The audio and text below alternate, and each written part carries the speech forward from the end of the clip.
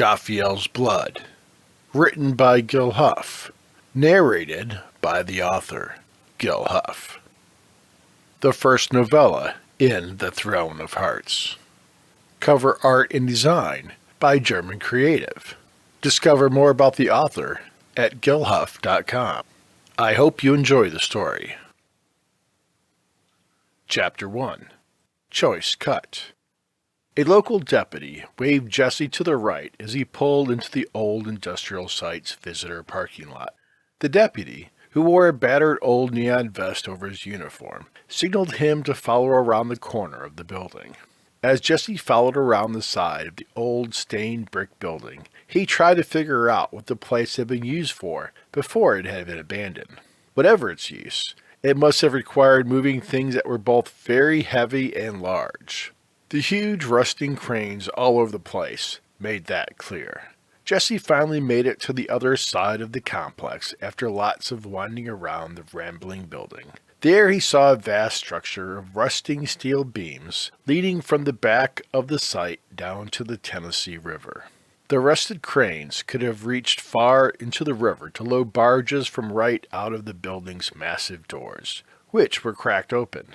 In front of the gigantic doors were several police cars, a few other cars, and quite a few trucks. The large number of pickup trucks did not surprise Jesse. Even with high gas prices, this kind of crowd loved their pickup trucks.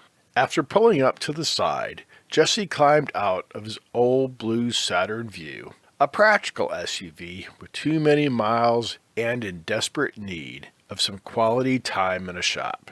This was why, even though it was exam week and he was so close to graduation, he was out in a cold morning fog, hoping to make some extra cash. Jesse popped the back of the Vue open and pulled out a small, low-profile biking backpack. He looked around to make sure that no one was looking, and then slipped both his coat and his flannel shirt off. Jesse had worn his extra-large, thick flannel shirt just for this purpose. He slipped the soft pack on and loosened the strap so it slid down to his lower back. He then slid his shirt back on, shivering in the cold while buttoning it quickly. It would be just his luck to catch a cold just in time for exam week. He then slipped on his big fluffy winter jacket. Then, in his final bit of preparation, in case he did not care if he was armed, he slipped his holstered 10mm Colt into the back of his jeans and slipped 2 preloaded cartridges into his right pocket. The gun had more recoil than the more popular 9mm, but also could stop a charging bear if needed. He then pulled on his bright orange Tennessee baseball cap and headed to the doors, where about 25 men gathered around the front of one of the police cars. Apparently they were looking at a map, probably a schematic of the building. It looked to Jesse like he was one of the last to arrive. A deputy, who looked even younger than Jesse, cut him off and said, "Sir, do you have some identification?" "Sure, the name is Van Helsing," he said with a smile. The deputy started going over his clipboard, clearly not catching his joke. Jesse shrugged and said, "That was a joke." The blond deputy did not look pleased. To Jesse, he had the air of a good old boy. He reached for patience for the literal among us and said, "Jesse Vordenson." The deputy once again glanced down at the list, made a notation and said, "I will need a picture ID and for you to sign a few forms." Jesse showed him his North Carolina driver's license that he had never replaced. Not his best picture, but then his acne-scarred face did not really do good pictures. When Jesse was done signing forms, he said, "All right, I have promised to do everything you say, help you in any way I can in your emergency, and you have no accountability or legal responsibility if either side screws up. In fact, if I become in the end dead, I think I just signed a document that says I will owe the county sheriff an apology. Can I go join the party now?" The young deputy looked at him blankly for a few seconds. He decided that Jesse was an asshole, joined the other slicers and dicers around the sheriff, followed the sheriff's directions along with the security consultants, and wear this at all times. The deputy handed Jesse a badge on a string. Jesse thought looked rather cool. No picture, but looked very official. Jesse nodded and slipped on the lanyard over his head and continued on to the rest of the group. As a group, they did not look like a lot of fun. They were large, powerful men who seemed to all have chips on their shoulders. Jesse knew they would all be good, law-abiding citizens, but the kind whose idea of an enjoyable time was going out into the woods with a case of beer and shooting their guns. Of course, Jesse was joining them, so he guessed any pretensions of being a little more civilized and urban than most of his redneck kin was useless. There were 3 subgroups on the scene. The already mentioned Slicers and Dicers, the Hamilton County Police, who seemed more concerned with the dicing crew than the dangers lurking beyond the industrial doors, and the private paranormal security consultants, who wore black, half-SWAT, half-commando uniforms. Jesse knew that these types usually worked abroad and did things that government groups could not do. They were usually better equipped and trained than actual soldiers. They were said to recruit heavily among ex-military and military elite special forces. The multinational corporations they worked for made sure they had the best equipment and were the best trained killers possible. Jesse breathed a sigh of relief. He had been nervous about working for the cops. Hamilton County Police did not handle vampires very often. If this ended up being actual vampires, there was a genuine chance of the Dicers getting screwed. The Tennessee Bureau of Investigations, TBI, had a special squad for handling such things. The local cops did not have the training to handle this, but the private guys were the best. They just needed some support at their backs. That he could handle. Jesse looked around and saw a couple of guys that had taken the course with him. Why, Jesse had taken Supernatural Containment and Disposal and Law Enforcement Response to Paranormal Terrorism classes had been simple. He had decided to get a criminal justice minor, and taking these 2 classes sounded really cool. It had been more like high testosterone summer camp, complete with scary stories around campfires. Jesse had never meant to actually use the classes in the field, but when Professor Slaughter had called him up and explained that the local police had asked him for some recommendations for local dicers, the deal had sounded pretty straightforward. It was $250 for simply showing up. If there was even one undead walking around, then it was a cool $1,200 for one night's work. As broke as he was, the opportunity was too good to pass up. He had to say yes. It'd be an impressive story, too, if some monsters did not kill him. He bumped into Bill's shoulder and said, "Dude," and nodded to Brandon. They were the other 2 he recognized from the class this summer. They were nice enough guys, rednecks from up in Ray County. "I got here late," he said. "What's the scoop?" Bill was kind of thin, with a lot of dirty blonde hair, compared to Jesse's own light brown mop. He was known for always smiling, which of course he was doing as he said, "What we heard was that the Hamilton County cops had several local witches warn them about vampire mojo going on down here. They said several of the visions identified this as the building." Jesse asked, "Where are the Tennessee Bureau of Investigators crew?" "They said they can't send anyone without more proof," explained Bill. "There have not been any drained bodies or really anything other than visions. No unusual missing persons. Nothing. Apparently the cops think they must have grabbed a few people from somewhere else and are feeding on them in there." He nodded towards the warehouse.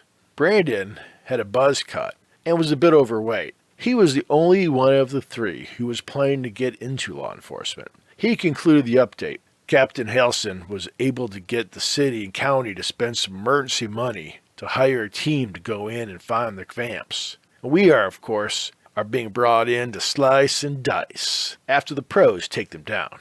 Jesse nodded. That was standard. There were few enough humans who could handle taking on something as strong as a vampire. The problem was that vampires did not like staying down and had a dangerous tendency to rise up from behind those who take them down and have their revenge. Therefore, as a member of a slice and dice crew, you did not need to take on a fully functional vampire. Only be able to chop the disabled ones up into little pieces and then burn them up. That left the elite to focus on new targets.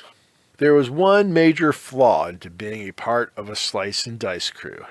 If a vampire did get past the elite specialist, you were dead. The vampire would go through humans like a falcon through a flock of starlings. "Man," said Bill, "can you believe they are paying us $1,200 for a night's work? I just hope there are some hearts to eat," he whispered in awe. "Shit, let me eat some damn vampire's heart and I would pay them." And therein lay the second problem. The reward that overrode the money as a genuine reason people would take such a risk. And therein lay the second problem. The reward that overrode the money as the genuine reason people would take such a risk. Slicers and dicers often were more eager for the power that went with eating the heart of a supernatural creature than for doing their duty. Death had come for more than a few crews, when instead of doing the job they were trained for, they fought over the heart. "All right," called out the short gray-haired policeman who had been talking to the consultants. "We are wasting daylight, and none of us want to still be in there when night falls." Jesse nodded in agreement. He glanced up and wished the sun was shining a little brighter today. But it was the second week of January, and daylight did not last long. It had been cloudy and rainy with occasional snow all week, and no sign of actual sunshine. Vampires should still all be asleep at 10 a.m. Still, they would not be sleeping as soundly on a day like this. On a bright sunny day, you could go right up to their coffin and put a stake in their heart without them waking. At least you could if they were not underground, which could keep them from sleeping deep or sleeping at all. But that was an industrial site, not a cave. So that was good. The consultants walked over to a black, late-model, heavy-duty SUV with darkened windows and a small Hellion Security Co. sign on the doors. They opened the back and started putting on armored jackets. In design, the black-colored armor looked more like motorcycle stunt riding jackets than military flak jackets. Since he knew vampires liked to fight up close and personal, and they seldom used guns, Jesse assumed the jackets were more for cushioning superhuman vampire blows than stopping bullets. "Has everyone signed their waivers and contracts?" asked the man that Jesse assumed was the sheriff. All nodded and did some versions of "Yes, sir," like some slightly out-of-tune choir. "Okay, we need a team leader to organize the disposal support team for the consultants," continued the sheriff. "Who here has the most experience? There is an extra $500 for an experienced team lead." They filled the next few minutes with an awkward silence. Shit, Jesse thought. No one with experience. "The TBI has their own crews," Jesse spoke to the sheriff. "It is against union rules for the TBI to hire non-union local dicers for a hunt. That is why we were contacted. We have the training, but we are non-union dicers." The sheriff looked at Jesse. "Well, what about you? You're trained, right?" Jesse nodded and then froze at the suggestion. He had never imagined they would ask him to lead a slice and dicing team. Crap. If they did not do this right, they could all end up dead. If somebody did not make sure that the team worked smoothly, they were meat if there were vamps. Jesse was not going into that building without the team having a plan. "Don't the specialists or the police have someone who can organize the slicers?" asked a tall black man, at around mid-30s. Looked like one of the older members of the crowd. "No," said the sheriff. "The team lead needs to be directing the dicers. The consultants feel their group is already too small if we're dealing with a master vampire. As far as a police officer going in, it is strictly against the rules for any officer to enter a dwelling that has a potential supernatural threat, unless we have a confirmed human hostage situation. That is also why you are subcontractors with the consultants that the county has hired." "Great," Jesse said. "I am only going in there if we slicers and dicers have a good plan. Can we have a few minutes to talk among ourselves and then let you know?" The sheriff hesitated at the request. He knew what they were going to talk about, and that it was strictly against the rules. But he also knew that if the slicers and dicers did not work out leadership, he'd be sending them in as free food for the vamps. After a lengthy pause, he nodded and waved the remaining officers over to one of the police cars. Jesse in turn waved all the dicers to walk away towards the river. Their crew formed a circle, and Jesse tried to quickly think about what he should do. Did he really want to lead the group? He trusted himself more than Billy and Brandon.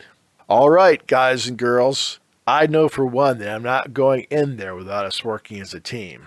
Jesse tried to speak with some authority, but God knows he was making this up as he talked.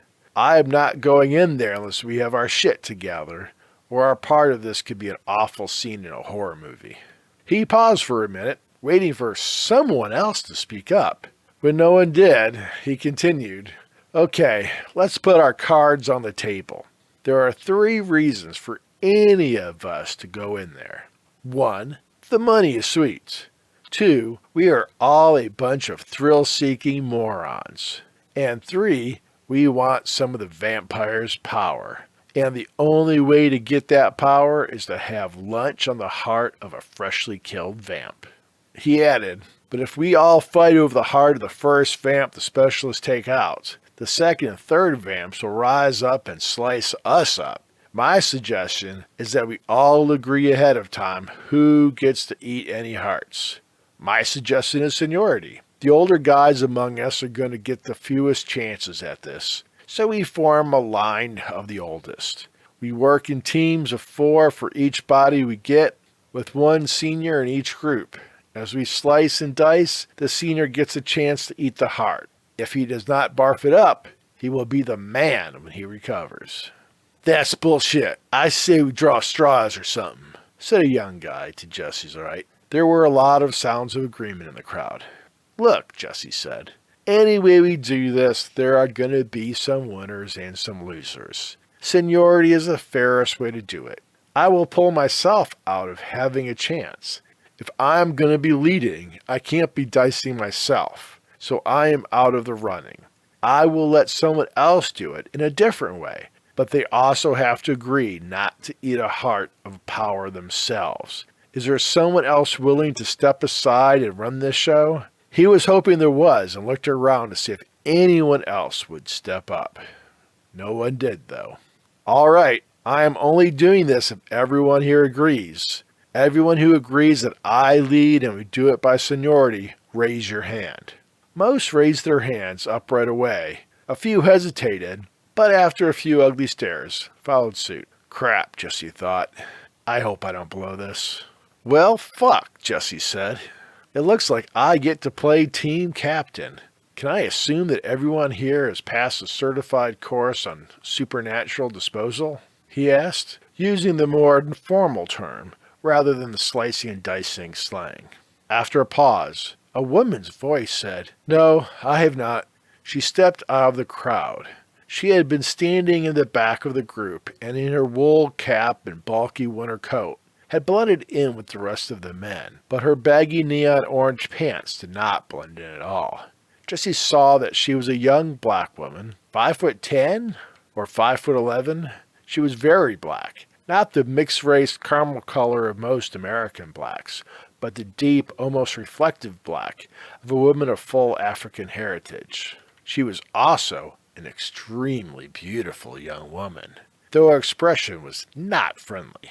If you are not trained, what are you doing here? Jesse asked. He thought to himself, crap, a girl. Why would an uncertified woman be in this crowd? I was in the local jail, she said. Meeting his eyes, the sheriff said that he would let me out if I joined the dicers. Why would he say that? Jesse asked in surprise. In a flat, matter-of-fact tone, she said, I was part of a group of women who were taken by some vampires in Atlanta.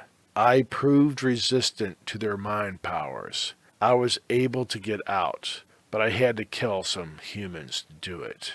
Her anger suddenly flared as she added angrily, killing the other girls was the only way to get out alive. Jesse nodded, understanding. He had read about this. A master vampire in Atlanta had taken a group of beautiful women for his feeding and pleasure. One woman, though, had been able to resist and had cut up both vampires and humans while fighting her way out. Nobody cared about the dead vamps, but the other women had been ordered to protect the vampire while they slept, and she had to go through the other women to get out. 3 of the other women had lived, but 2 had not. The families of the dead women had been outraged and demanded justice. They charged the black women with manslaughter. Some thought the judge had been racist. The woman had been poor and black from a poor neighborhood. They had transferred her out of Georgia for her own safety while she awaited trial. Jesse had not realized that she was being kept in the Hamilton County Jail. He understood why the sheriff had made the deal. Humans that can resist the mind control powers of a vampire are very rare. Those able to resist the power of a vampire and then fight their way out would be incredibly valuable in these situations. Jesse nodded and said, "Okay, then you're with me. We want to be sure that no vamp pulls any mind tricks on us." A guy in a cowboy hat said, "Hey, what if there is a master vampire in there and they are feeding from something more than human? Who gets to eat its heart?" As good old boys in Tennessee wore baseball caps, not cowboy hats, Jesse felt he had to respond with his best long Texas drawl. "Well, Longhorn, we will just handle that rot magic critter just like we handle the vamps. No exception. Unless it be some pretty damsel in distress, then all us cowboys will just escort her right out of Dodge." "Fuck that," said a burly man wearing a baseball cap with the bright orange T in front, which was the normal badge of honor in this part of the country. "If we find some supernatural damsel, I'm going to be very happy to eat her heart instead of the rotting heart of a vampire." A general rumble of assent went through the crowd. An icy shiver ran down Jesse's back. These were not very nice men, he thought. What am I doing here? It was the wrong time to get into an argument on morality. Jesse jumped back to the task at hand. "We are going to break into 5 teams. I will lead one. Since we will be doing this by seniority, I need us to work out who the 5 oldest are. Each team will have no more than 4 people. Work out who in each team is your group leader. It cannot be the senior member. If you think you are one of the oldest, you raise your hand." Jesse spoke the direction slow and loud as hands went up. "Everyone, with your hand raised, go find the others with their hands raised and work out who are the old folk among us. You have 5 minutes. Let's move." Jesse stepped back and let everyone start to work out who was going to get a shot at eating a vampire's heart. The woman stepped over towards him, and Jesse took a step closer and asked, "What is your name?" She hesitated, with a slight sneer in her expression. Jesse could see the woman suddenly come to herself. Slowly she said, "Belinda. My name is Belinda." Jesse's eyebrows went up. The way she said it suggested that she was trying to convince herself. He realized that while she might have overcome some powerful vampire mojo, it seemed likely that she was still dealing with some of the psychological backlash of the fight. Jesse nodded and said, "I am Jesse. Glad to have someone with your, talent as part of the team." She hesitated again and then said, "I need a vampire heart. Not like these cowboys who just want to show off. I need it."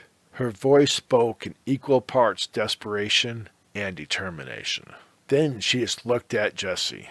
He wondered if she was afraid of vampires and wanted some of their power to protect herself, or did she want revenge? Jesse did not remember enough of the story to know if the master vampire had gotten away. From the glare in her eyes, his guess was that he had.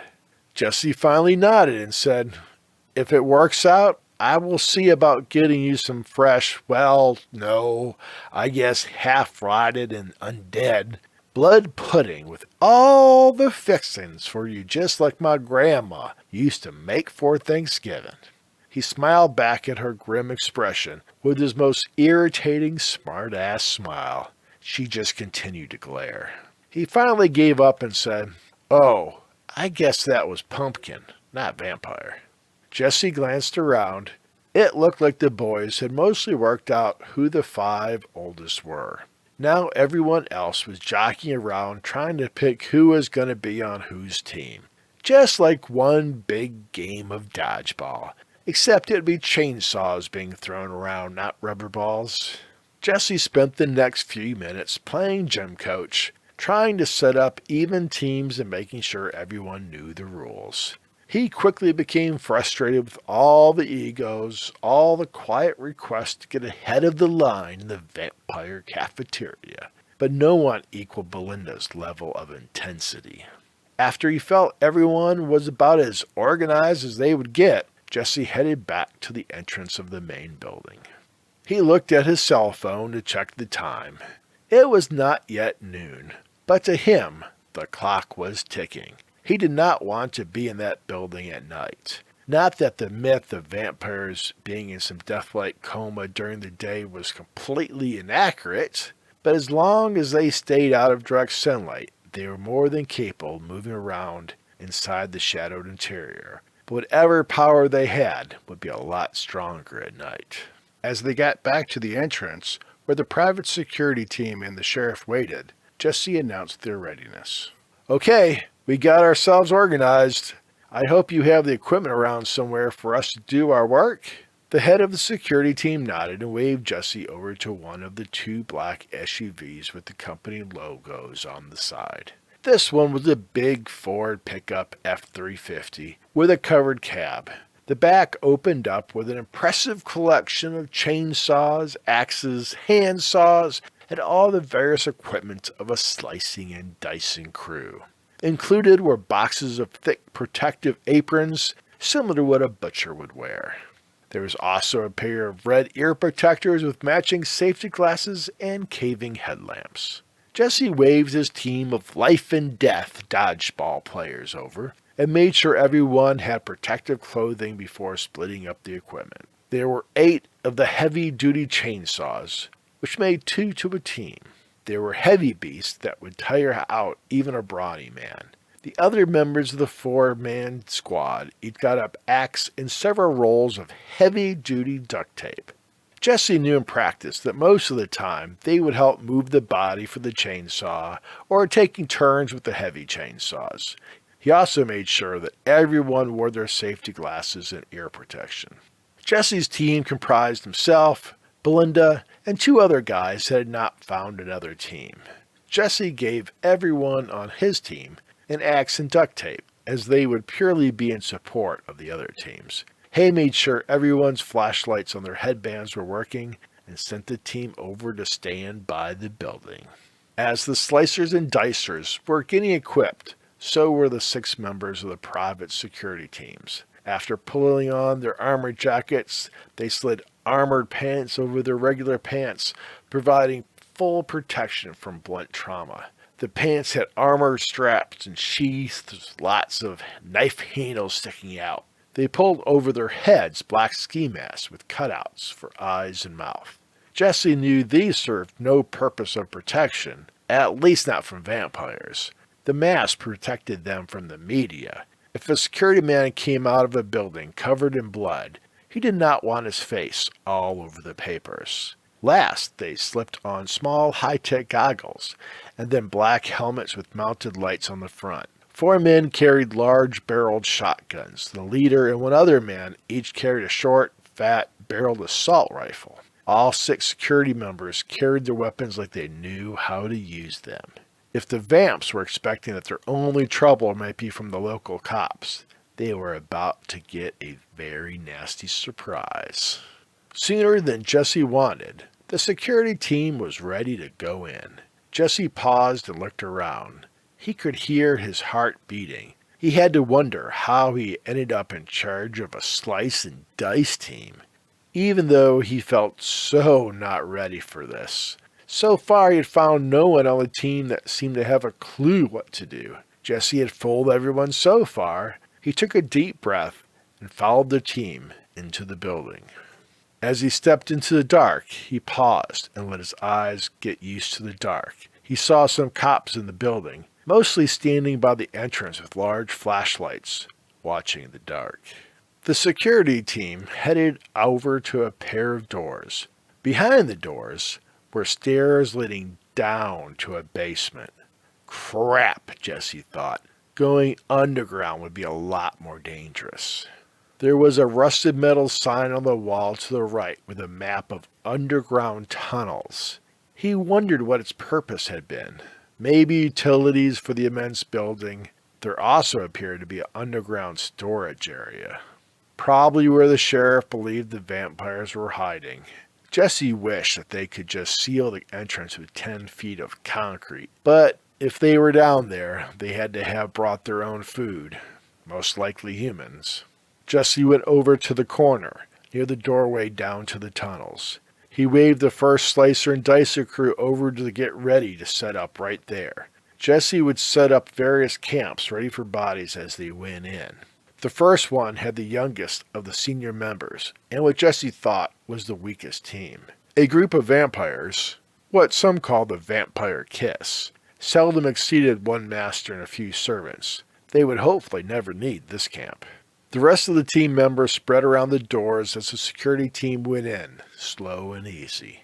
Jesse made sure no one crowded them. He wanted to be close enough to move out any vampire corpses, but not so close as to make corpses of the Dicer crew in the coming fight. The security team headed down. Jesse waved the next crew over, and they headed down into the tunnels. Chapter 2.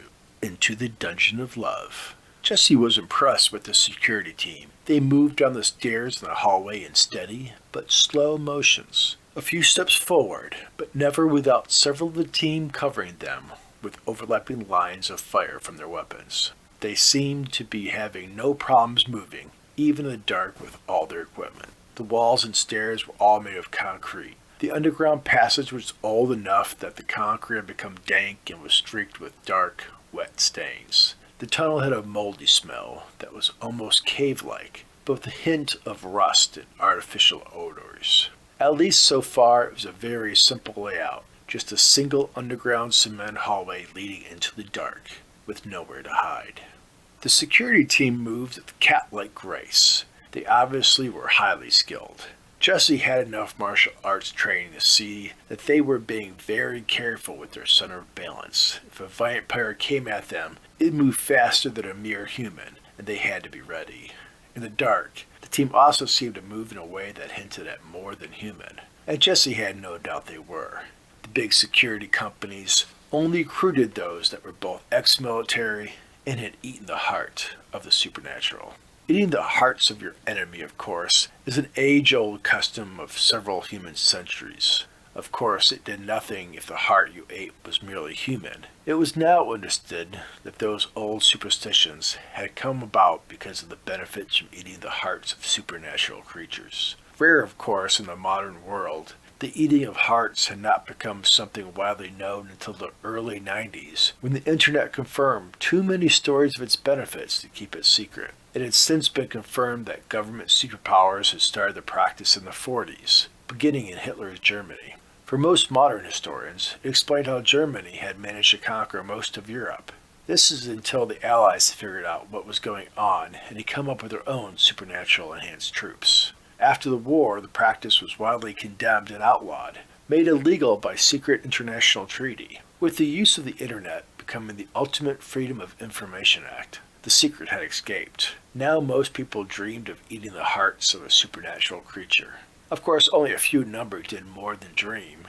The supernatural, for some reason, did not appreciate the practice, and were not the most willing food suppliers. Jesse's musings were struck dumb with the very loud sounds of gunshots. "Shit," Jesse said, as he pulled his ear protection fully on. The cheap piece had been designed for the sounds of lawnmowers and chainsaws, not gunshots in enclosed areas. The sudden eruption of sound felt like it was going to blow through his eardrums. He wanted to cower on the ground, but knew that he had to see what was going on. Jesse leaned against the wall. The previous clear view with other people aiming their lights in the same direction was gone. Lights were shining in every direction, though most were still pointed down the hall. Everything became silent around the same time as he saw the first two bodies.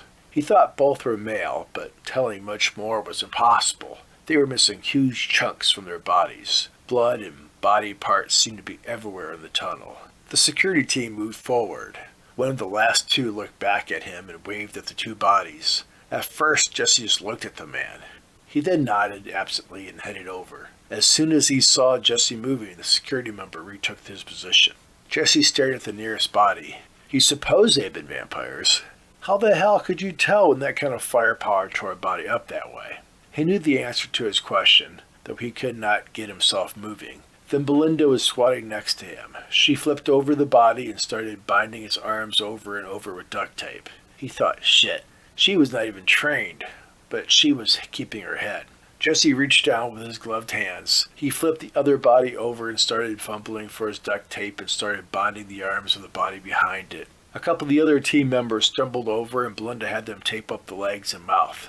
The head seemed to be mostly blown apart, but still she bound where the mouth would be. All right, take them up to the first crew, Jesse said to the crew that was closest. He waved the next slicer crew closer and said, you set up your team here. You guys, he said, moving over to the last crew behind them, follow me. Jesse saw that Bill and Brandon were part of that team, but he ignored them and headed down the tunnel. Before he caught up, there were more gunshots. This time, they lasted even longer. Under his breath, Jesse started a litany that his old Episcopal preacher would not have been happy about. Shit, shit, shit, shit, he chanted under his breath. This time there were 4 vampire corpses. Also, one of the security team had his head terribly twisted and laid at an odd angle in his own pool of blood. As soon as Jesse stepped forward, they moved forward. Jesse breathed in relief. The security team knew not to outrun their slicer and dicer crew. This time, Jesse jumped at the bodies. He tried not to notice the details, but in a distant part of his mind, he noted basics. One of the bodies was a woman, and one of the men looked like he was Asian. Shit, not many Asians in East Tennessee. Where did he come from? He pushed the sawed aside. He had to stay very focused if he was going to get through this. The arm of the second corpse, a woman, came off in his hands. Jesse threw it away. One less arm to chop up, and safe enough as long as it was away from the body. Strangely, he noticed the woman had been wearing a white blouse and medium-length black skirt. It looked like part of a business casual outfit, common to many mid-level professionals. Belinda, with some minor help from the other 2 members of his team, quickly had all 4 bodies taped up. The closest team dragged the bodies down the tunnel towards where the second crew was set up. They also bound up the security team body. A shiver ran down Jesse's body having to touch the corpse of one of the men. This was no monster. But they left the human corpse on the floor. Binding it was being paranoid. But paranoid when dealing with the supernatural could keep you alive. Suddenly, Jesse found himself alone with Belinda, as the other 2 men helped move the bodies out. With the security team moving forward, he quickly turned to her and said, run and gather another crew and get back here as fast as you can. She looked at him in surprise, and then nodded and headed down the hall at a trot. Why did she look surprised, Jesse wondered. Then it hit him. She knew they had to get more men down here, but she had thought he would take the opportunity to get out of here himself. Damn, he thought, I should have thought of that before. Even as he thought it, Jesse knew he would not have done it. It was not bravery. Jesse was so scared that he was shaking. It was just not his nature to endanger someone else so that he could be safe. But damn, it was a good idea. One of the security consultants stepped back towards him. It was a top guy who had been talking to the sheriff. He was a tall black guy in his 40s who looked like he had played middle linebacker in college. He was bigger and a lot scarier than Jesse. The man pulled up his goggles and stepped in closer. We have to keep moving if we're going to have any chance to rescue any hostages. They would drink them dry to heal any wounded. Do you have a crew coming? He asked Jesse. Jesse looked back over his shoulder, but he did not see anyone coming. Jesse looked back at the security team leader and said, they're coming. You take them down, we will tie them up and dice and slice them. The head security guy looked at Jesse for a long moment, then nodded and headed back to his team. He made a few hand gestures and they moved forward again. A fair amount of time went by before the shooting began again. This time it was focused around a side door to the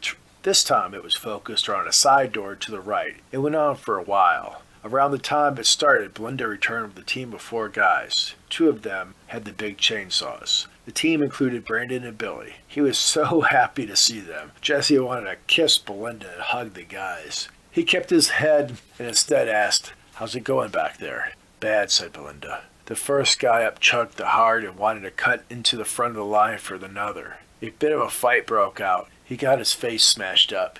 We tied him up and got the others working. Several others could not handle the blood and gore and took off. The only other ones left are trying to handle rotten hearts in their stomach and are not going to be of any use to us. I think this is all we have left that are actually good for anything. Crap, said Jessie. Down to 4 already? He could not handle the stress in his voice. No, she said. We are 6, and there can't be many left.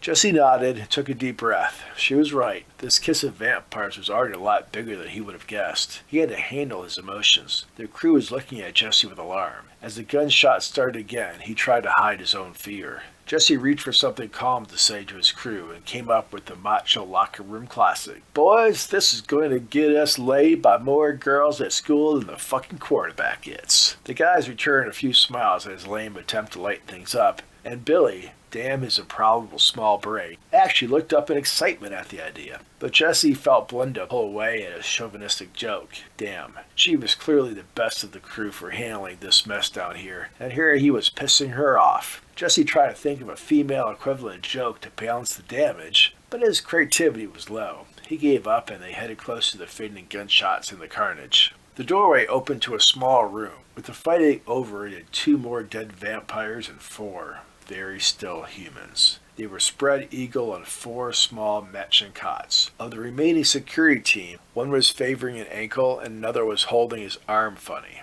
But Jessie was relieved to see no more dead among the security team. The rest of the consultants were guarding the path that still led deeper into the facility. The injured 2 guarded the room. They moved their guns back and forth between the humans on the cots and the vampires. Jessie knew they had to make sure the humans were not vampires in disguise. More than a few crews had been taken out when they found out that the rescued humans were not actually human. Though he wanted to check and release the human hostages, Jessie knew the proper routine. The vampires' recuperative powers were unbelievable and had to be handled first. The slicer crew that Brandon had brought quickly bound up the 2 vampires, and Jessie had them haul them back down the hallway a bit, so the humans would not see what was about to happen to them.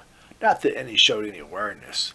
They all seemed to be in a drugged coma. Jessie realized he had not checked who was the oldest in the crew. To his regret, Brandon and Billy proved to be the oldest of the 4. Belinda just stared at him, wanting one of the hearts, but did not say anything. She was younger than both. Jessie looked at her and just shook her head. All right, let's go to the rescue, Buffy. Jessie led Belinda back down into the room, and they quickly tested the 4 humans, checking for heartbeat, breath, and finally pulled out their crosses and garlic that was part of their kit and touched their skin with both. They seemed to be totally unaware of their surroundings. This might be dangerous. Master vampires can control the minds of humans. One at a time, Jessie said. He pulled out his knife and started to cut the first free. All were young and looked healthy. The ones taken for food came in 2 shades, according to Professor Slatter. One was known as the Unseen. They were the homeless, runaways, and people who would most likely be unmissed.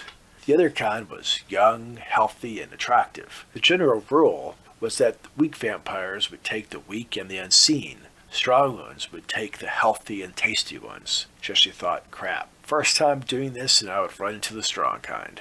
They cut them free of the beds and flipped them over and then retied them. Better safe than sorry. 2 guards waited until all 4 were cut loose from the cots and retied before taking their place back in the hallway. Jessie lifted one over his shoulder and carried her out past the sound of chainsaws on flesh and laid her down. Belinda had a young man under the armpits and dragged him out. By the time they had all 4 out, the slicer crew work was done. The 2 vampire corpses had both their heads removed and rolled to the side and crushed to pieces with the axes.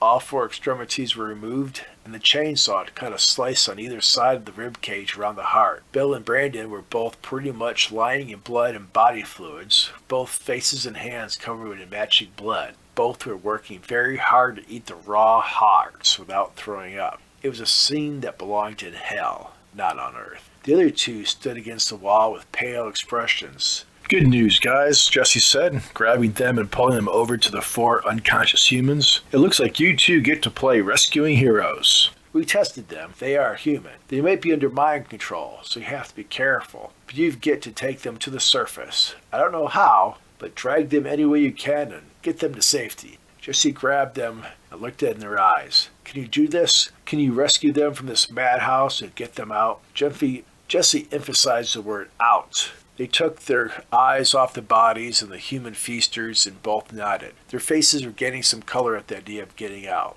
"Leave the chainsaws and anything else. Just get them to safety," he said.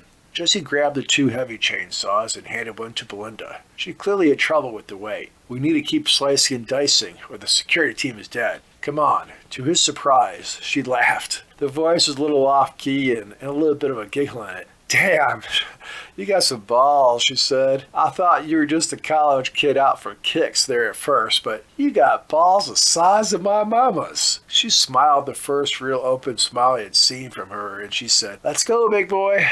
Balls as big as her mama's, Jesse thought. Damn, this girl comes from a quality family. But he simply nodded in response. They carried and dragged the 2 chainsaws down the hall after the security team. As soon as the security team saw them approaching, the consultants started to move forward. The movement of the security team was again slow and easy. Jesse tried to keep them close enough to be there when needed, but not any closer than they had to be. A few minutes went by, and Belinda was having trouble keeping the chainsaw off the floor. She was incredibly tough, but did not have the muscle mass to carry such a large saw. Jesse reached over and grabbed it. He thought she was going to argue for a minute, but she let him take the second chainsaw. Jesse was strong, but he wished that he could just leave the things. It had probably been less than an hour, but seemed like they had been down here forever. He was so ready to get out of here, but after watching Billy and Brandon gagging and covered in blood, the idea of eating a vampire's heart had lost its attraction. Belinda stepped a little closer as they slowly moved down the tunnel and whispered to him, "You know we are screwed, right?" "What do you mean?" he asked. "Do you think there are a lot more of them?" "No, though it is possible. This was a well-thought-out defense. Those vampires threw themselves in a weapon of fire, nowhere to hide. There is clearly a powerful master vampire here. He or she had them sacrifice themselves to weaken the team. The good news is we rescued the humans from the vampires. The bad news is there were only 4 humans, and they were all healthy. 1 human can sustain no more than 2 vampires without suffering badly. Those humans looked fine," she said.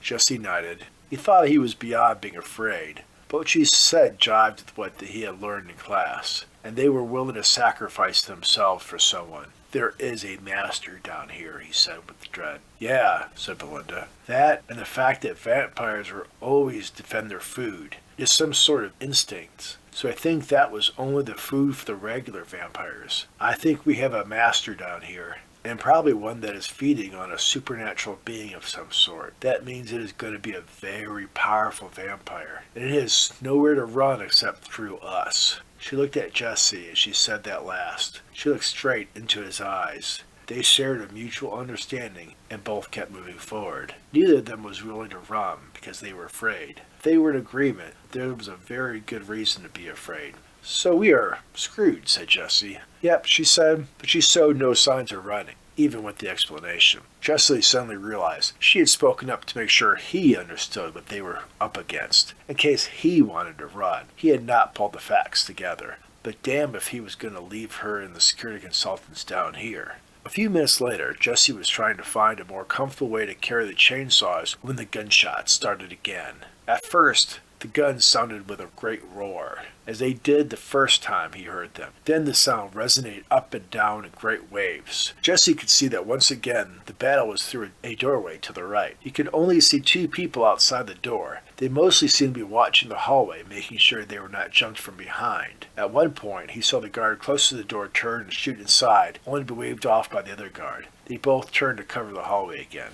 Too quickly, the sound stopped. Another guard stepped out of the doorway and waved over Jesse and Belinda. They walked over and looked in. The room was much larger than Jesse had been expecting, almost the size and shape of his old high school gym, but made out of old gray concrete painted in splashes of blood. Jesse quickly realized that most of it was security team blood. 2 members were down, both torn to shreds. The remaining 3 members of the security team inside looked badly beaten and were trying to get their weapons back in working order. There was only 1 vampire body. A small Asian woman lay on the floor. Her body was riddled with bullets to the point you would think NASA was trying to destroy a giant meteorite from hitting the Earth, not stop such a petite, harmless-looking woman. Relief like a cold shower hit him when he realized that the consultants had gotten their master vampire. Only the master could dish out so much damage and take so much effort to take down. Jesse also noticed that the men were nervously looking up at the ceiling. He was about to ask if the creature had jumped them from above, but he heard a sound over by the vampire body before he had a chance. Jesse and Belinda quickly walked over to their vampire body. Then he saw it. The arm moved, and the head began to straighten.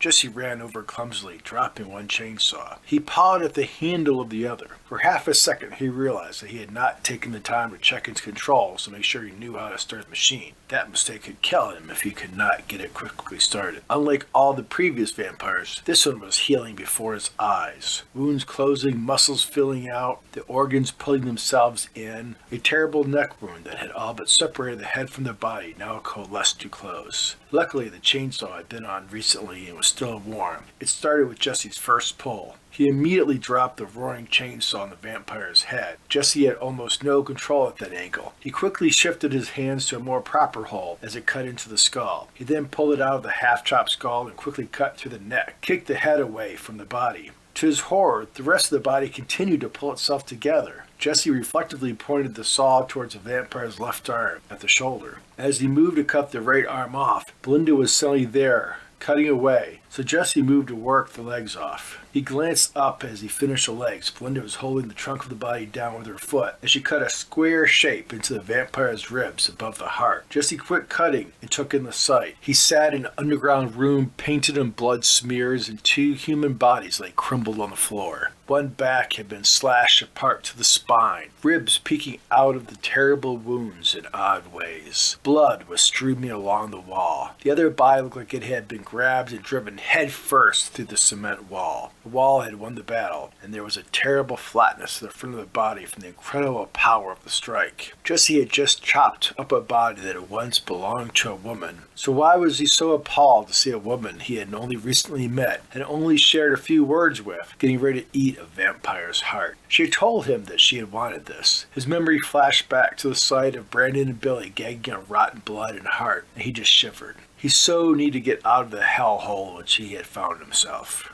A new sound made Jesse glance up. He was aware of movement at the same moment. Gunshots roared to life. There was activity at the door as bodies were being thrown like ragged, limp puppets. The team was back in action, moving together. Gunshots erupted in smooth flows. The squad's cat-like killing dance was smoothly controlled action. The movements simply perfect. They were also slower than what was hitting them. Somehow, Jesse knew the vampire was male. For some reason, that seemed important. Bullets hit, but not as many as should have in the enclosed area. Belinda and Jesse both dropped their chainsaws and ran. The vampire was in the air, jumping high up. He landed on the head of the team.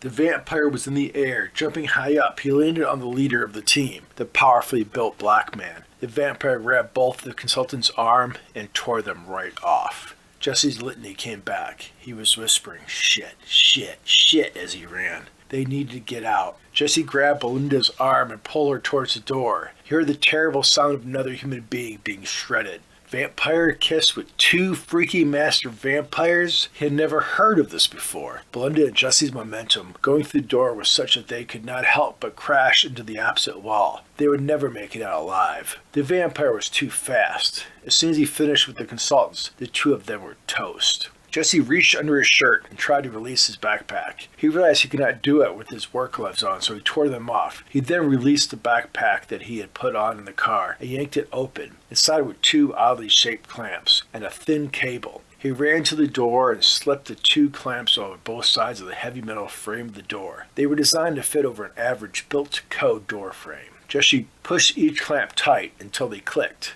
The thin steel cable pulled tight. Jesse felt it cut into his hands, but he did not care. A practical visible cable now was tautly stretched across the frame, halfway up the door. Jesse meant to soak the cable in holy water, but as the gunshot stopped in the storage area, he knew that he did not have time. He reached back and pulled out his 10mm Colt Delta Elite and set himself dead center of the door, his gun above the cable. The powerful 10mm was not adopted by the FBI, even though it was designed at their request because its recoil was too strong for some agents to handle. But it performed just like the FBI imagined. Any human it hit stayed down. Unfortunately, Jesse was not shooting at a human. He had to do this perfectly or he was dead. He braced his legs and grabbed the gun with both hands. For the first time, the vampire was standing still. The creature stopped at the Asian female's freshly dismembered body. A leg of one of the security team members rested casually in one of her hands.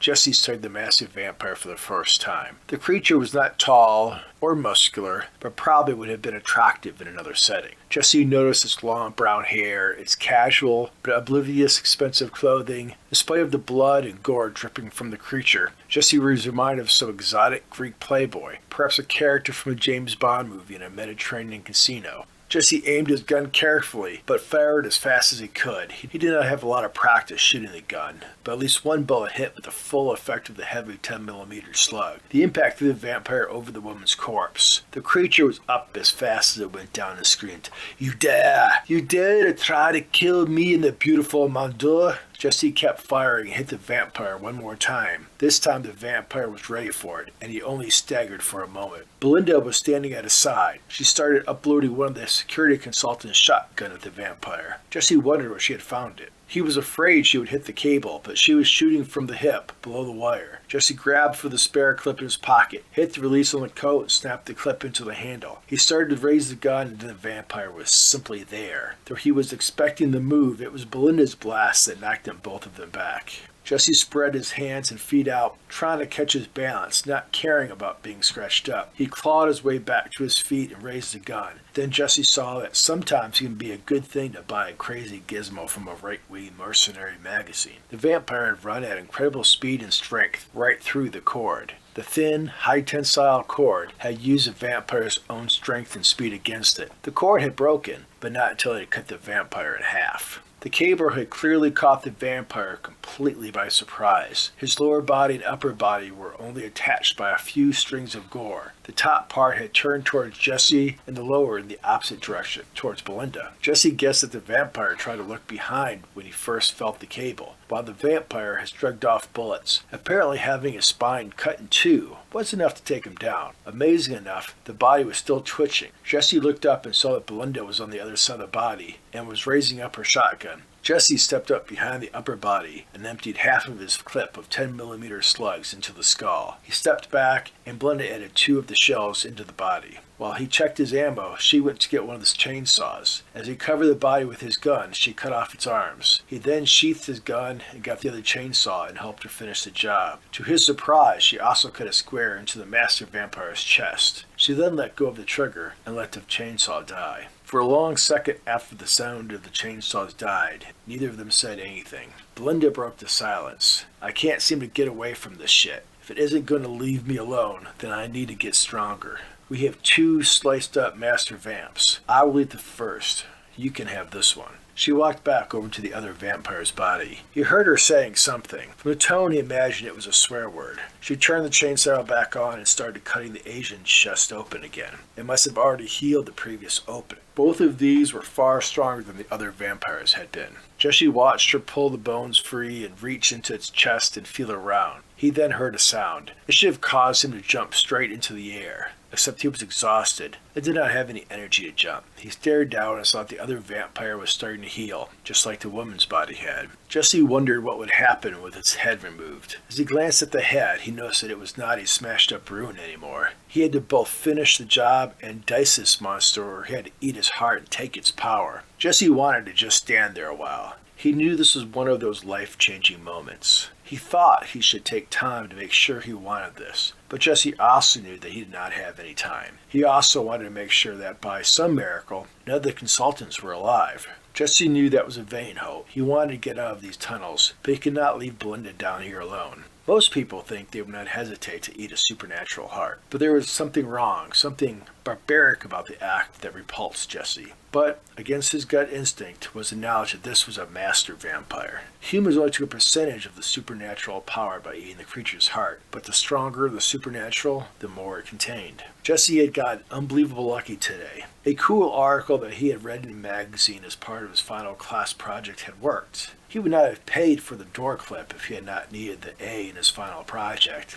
And he knew Professor Slater would geek out on the potentially deadly toy. Of course, the professor had stressed how unusual circumstance it would be for it to work. The vampire would have to be in a rage and charging through a doorway. Well, if Jesse was going to get lucky, he had better appreciate that luck. If that Billy was going to be running around on vampire steroids after eating a vampire's heart, Jesse would be pissed if he was not. He knelt down next to the male vampire, the warm blood soaking through the knees of his jeans. Jesse then reached in and grabbed the edges of the ribs, only to snatch his hands back. The body had moved. Jesse shook his head in disbelief. Of course it had moved. This was a master vampire. If they did not have amazing recuperative powers, the police would not have slice and dice crews cleaning up after them. Jesse did his best to isolate his brain, think of the actions and ignore the sensation. Even as he felt the flesh move, he pulled the ribs free. Either Belinda had not cut the chest open as wide as Jesse thought, or it was healing insanely fast. He had to pull and twist the pieces apart and toss them away. It seemed to be healing as fast as Jesse could open it. He got impatient and reached in and felt for the heart. Everything was moving and pulsing and warm.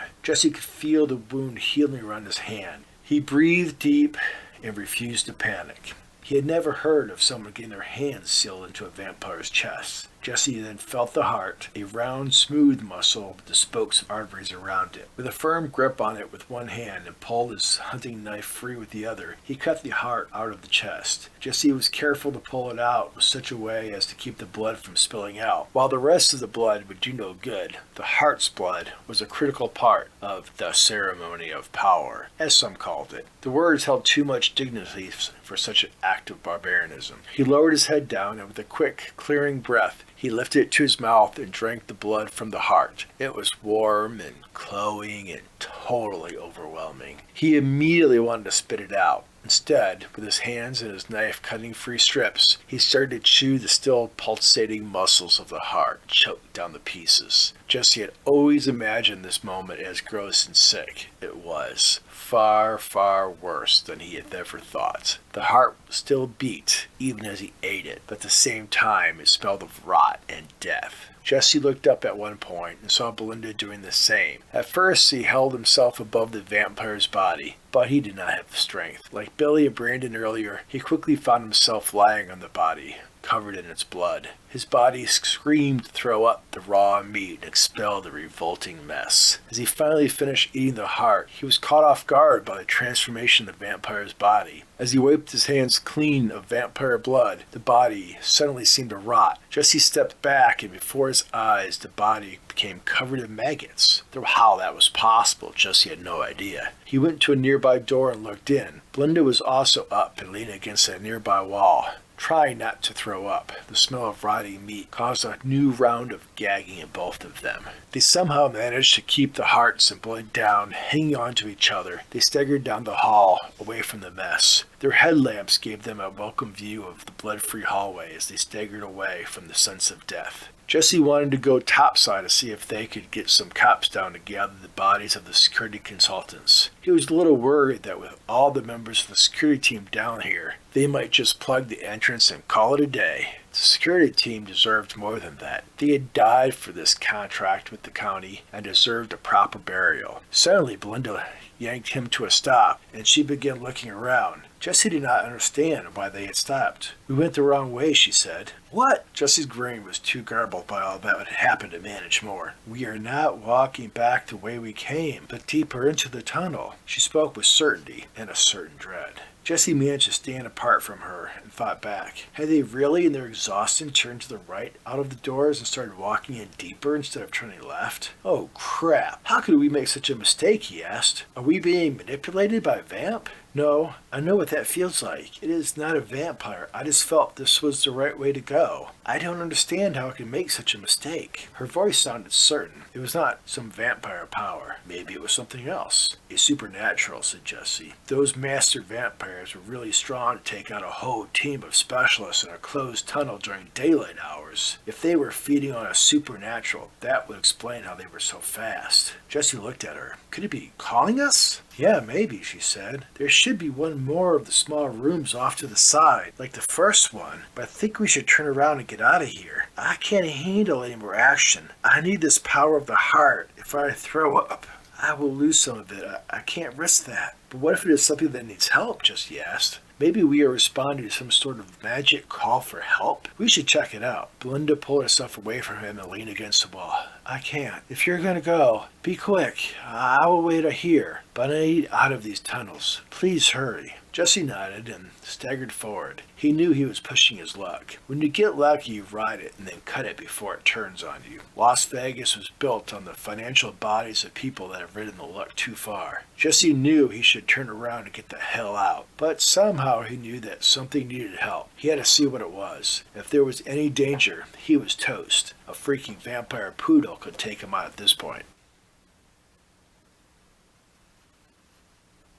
Chapter 3. Good Choices and Bad Decisions.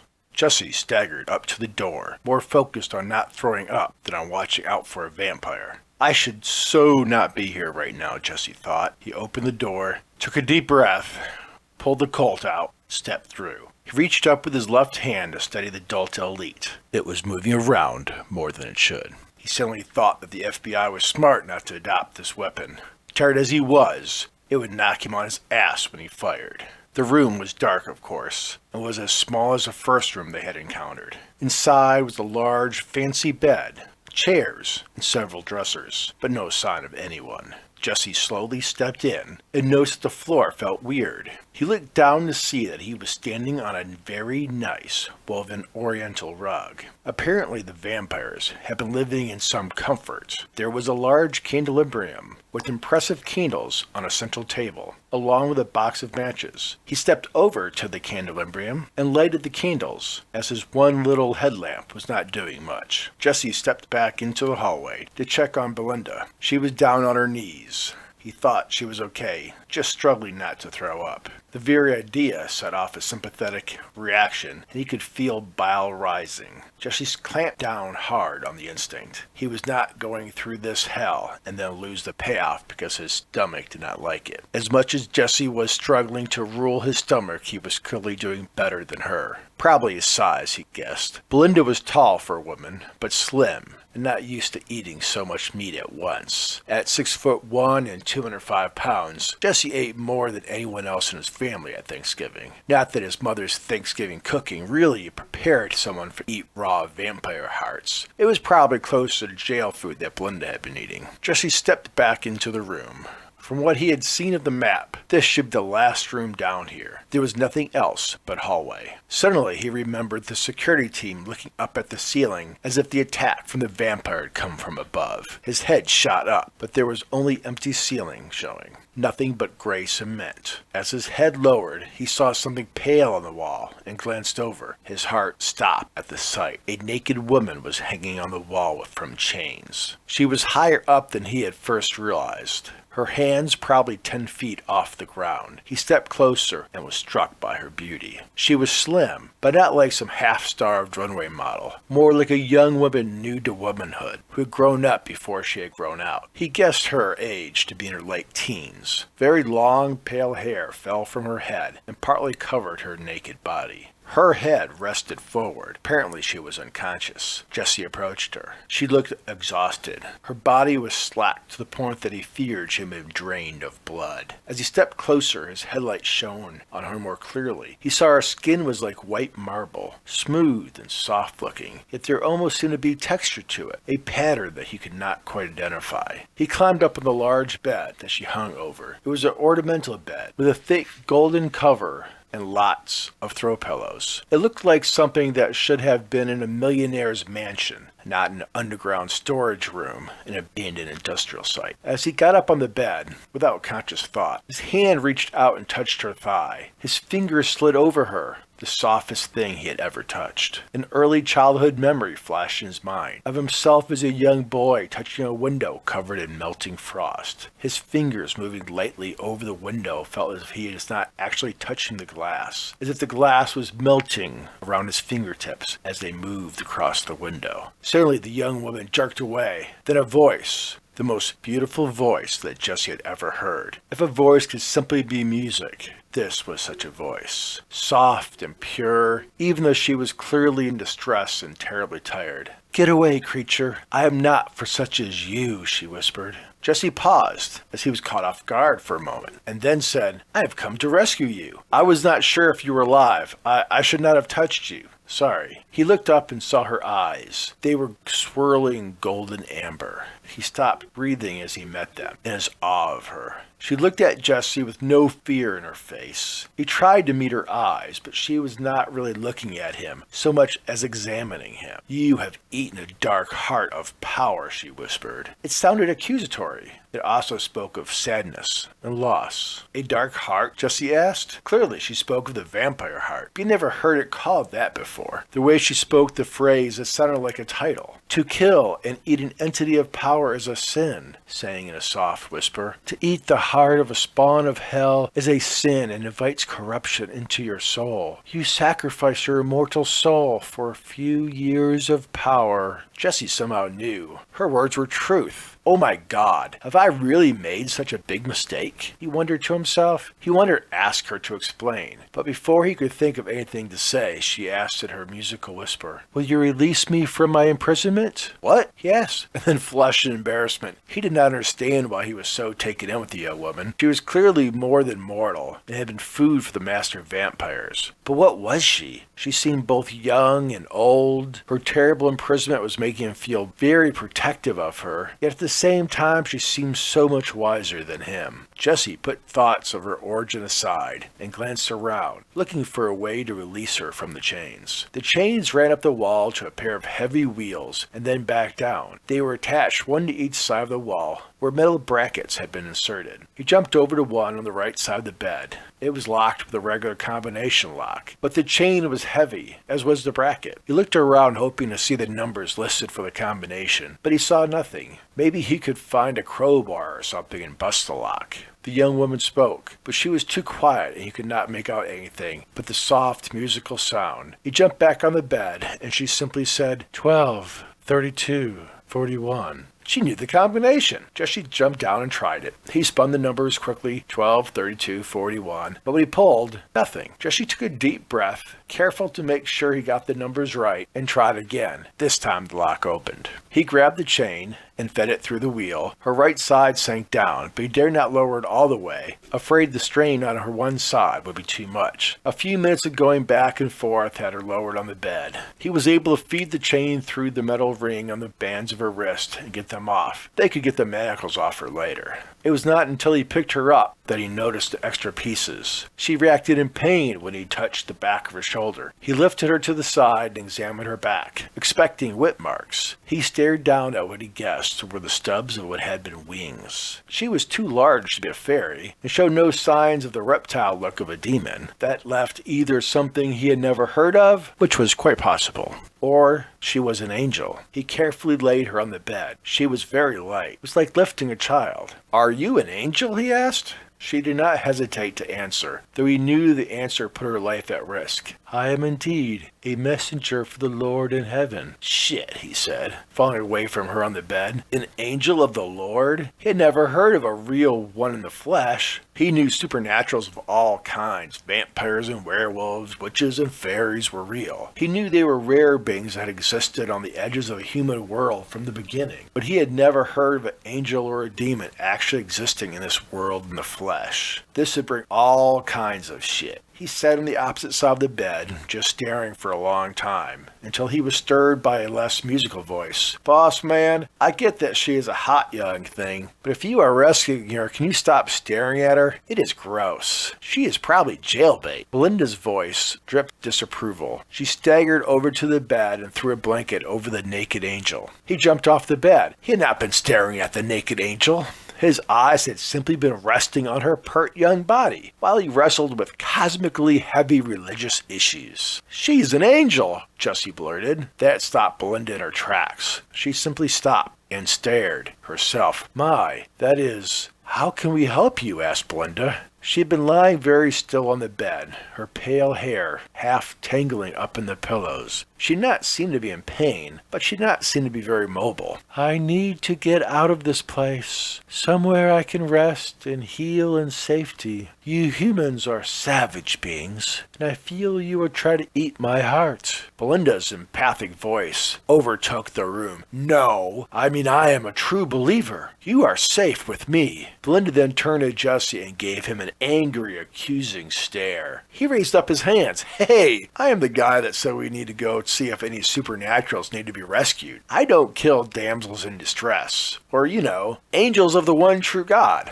I would think eating an angel's heart would really piss off the big guy, Plus, I am having trouble walking from the heart I have already eaten. There's no way I could eat another and not barf all over the carpet. Belinda just looked at him and shook her head. From her expression, Jesse thought he had overshared. Jesse guessed she did not think he should be talking about barfing in front of an angel. What of the others, Belinda asked. Jesse hesitated. On one hand, this was the Bible Belt, with Southern Baptists and true believers on every street corner. On the other hand, anyone on the Slicer and Dicer crew that had not gotten a heart would be eager for one. Even the cops would want the edge of a heart provided. If they just walked out of there completely exposed, soon everyone would hear that they had a supernatural. Even if the police provided protection instead of trying to dig in, supernaturals, even angels, had no legal rights. Shit, Jesse said.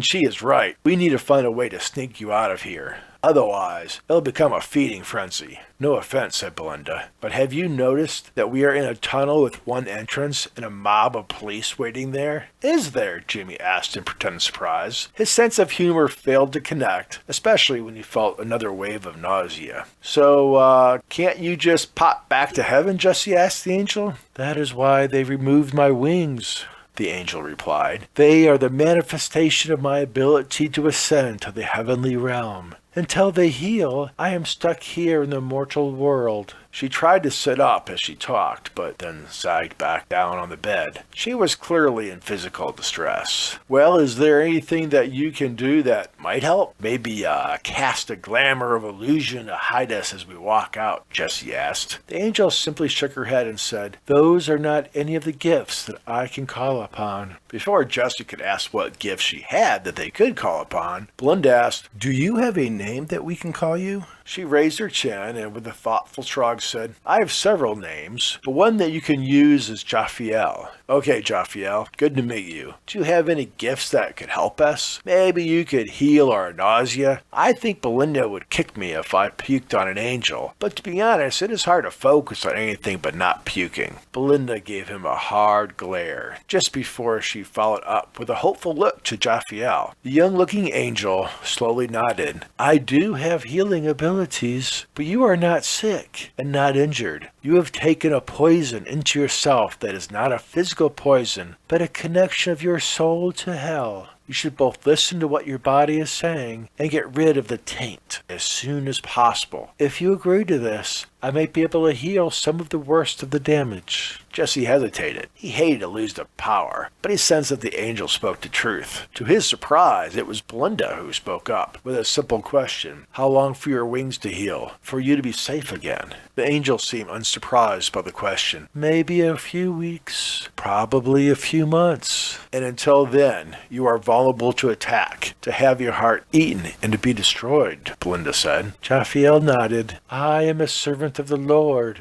who watches over all mortal kind. My protection is not worth endangering a mortal soul. And make no mistake, you do that by inviting such a powerful demon into your being to make its power part of yours. Jesse was surprised at that. Are you saying vampires are demons? I thought they were just some sort of supernatural monster. No, they are demons. They are more limited than most. They have traded their right to exist in the demon worlds for the right to propagate in the mortal realm. A vampire's power is the power of hell itself. Humans falsely think that vampires give the gift of immortality, but that is but a lie of the damned. The reason that a vampire rises from the body of its host after it has been dead for 3 days is that only then has all the life energy gone from the body. What then fills it is demonic essence that was placed there by a master vampire. When the young vampire first rises, that essence fills the body. The demon will have all the memories and knowledge of the host body. The demon might even think it is the dead body, filled with its memories. That body will not grow old, because that body is dead. The demon inside might be able to heal damage done to its host body, but the original host is nothing but a sack of meat, feeding a young demon host. Stories of vampires trying to fight their demonic natures, or having souls, are but the lies of demons looking for fresh victims. Belinda and Jesse shared a long look. Jophiel's strong feelings on the subject were clear. So, Jesse said, what happens if you eat the heart of a vampire? Does it have the same effect? Jophiel shook her head, her hair on the pillow stirring with the movement. No. Your bodies are alive, but you have tainted your soul with a connection to hell. You might not become a demon at death, but you might be joining it in hell one day. Is there anything you can do to reduce the taint? Asked Belinda. We are going to need the heart's power if we are going to keep you alive, to return to heaven, and that is a choice we make. Jesse did not remember making that choice, but he nodded. If they were going to be protecting a supernatural being as powerful as an angel, they probably would need that power. Jophiel answered, Of course I can. First, just give in to the nausea. Let the taint that you have not yet affected you get out of your system. The quicker the better. But I don't understand you wanting to fix the taint right after you both damage yourself by eating a heart of darkness. Jesse responded, We don't want to get rid of the hearts, only it sounds like it is not good for our spirits. So can you do some magic that lets us use the paranormal enhancement of the heart while limiting any damage? Jophiel's expression was not angry, but it did close down as she responded. You don't understand. You are caught up in this brief physical existence. She looked around the room as she spoke. But you are much more than this. Your spiritual self is much longer lasting and far more important. For a flash of time, you might be able to jump a little higher and lift something a little heavier. For that brief experience, you would endanger your immortal soul. Till the end of time, burning in hell is not something to do for so little. There was silence for a while. Finally, Belinda said, I hear your truth, but my mother would kick my butt if I let an angel of the Lord come to her because I lacked the courage to walk a dangerous path. The reality is that you are going to be most sought after, and we will need the strength of the hearts to keep you safe. This physical existence might be a flicker of a candle flame, but we mortals must live it the best we can. Jophiel spoke again. Child, I am, as you say, an angel of the Lord. Angels are the messengers of the good word, but we are also the soldiers of the Lord. With sword and shield, we are those who die to protect the fragile glory of the mortal soul. That is our duty. I cannot risk your two souls for my protection. Belinda looked at a loss. But Jess had the response for this point. He had argued it with the religious majors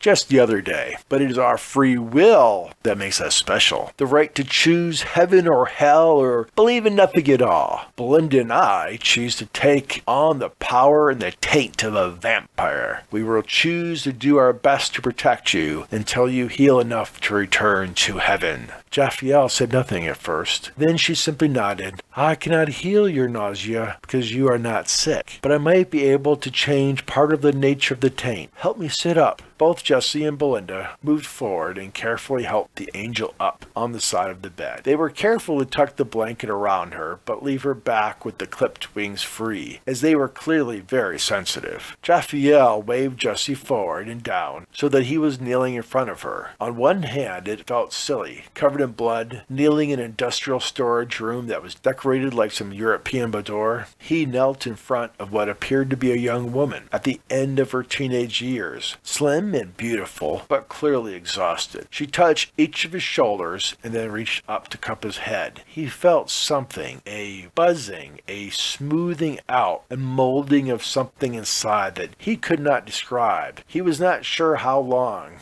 he had knelt before she signaled him to stand, and for Belinda to kneel. He watched Belinda kneel the same way, and waited the few moments for the angel to do whatever it was. When Belinda stood up, he asked, What did you do? Jophiel looked up and said, "The vampires were both strong, what you call master vampires, truly demons. The connection to you both is very strong, but my own blood and power is mingled in you from their feeding. I cannot change the size of the connection or pull it out of you without taking away the power. So instead, I redirected it. I use my blood connection to redirect the nature and structure of that connection, to shape it so that heaven's own grace is closest to your inner spiritual self. I also strengthened the angelic power of that connection, so that it was not just a source of power for the demonic, but a source of power for you." "What do you mean? You strengthened the angelic power?" asked Belinda. "I cannot change the, you could say, size of the connection the heart gave you, but I can allow the angelic influence to fill the same void. Whenever the demonic influence wane, the level of power will never be greater than it was, but at times it will be the power of the angels filling it. This should provide balance to the contamination in the longer term." "You mean during the day when the vampire power is at the weakest?" asked Jesse. Jophiel nodded. "That is how you will usually experience it." "Cool," said Jesse. "Thanks. That should be really helpful." Belinda asked a question that seemed obvious as soon as she asked it. "What happens if you die?" "I am afraid your connection is to my blood and to me. The power that fills it is a reflection of my own angelic might, not the might of the glory of heaven directly. If I die, that connection will be broken, and you will both feel the full taint of a vampire." For a moment, the three sat in silence, each caught in their own thought. "Boss man, this stuff is interesting, but I think it's time we actually do something about saving Jophiel. Any ideas how we are going to walk an angel out of here?" asked Belinda.